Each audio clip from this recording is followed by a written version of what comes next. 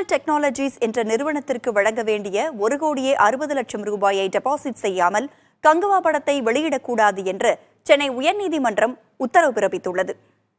தானா சேர்ந்த கூட்டம் உள்ளிட்ட 3 திரைப்படங்களின் ஹிந்தி டப்பிங் உரிமையை ஸ்டுடியோ கிரீன் நிறுவனத்திடமிருந்து 6,60,00,000 ரூபாய்க்கு சென்னையைச் சேர்ந்த fuel technologies international private limited என்ற நிறுவனம் வாங்கியிருந்தது.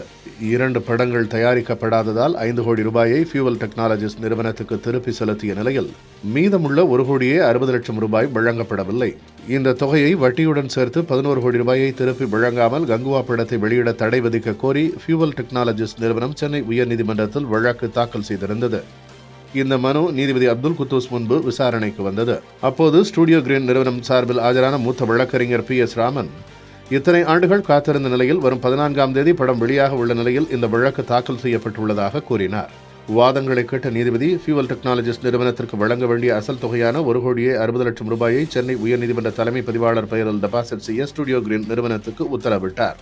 பணத்தை டெபாசிட் செய்யாமல் படத்தை வெளியிடக்கூடாது எனவும் உத்தரவிட்டுள்ளார். புதிய தலைமுறைக்காக செய்தியாளர் சுப்பையா.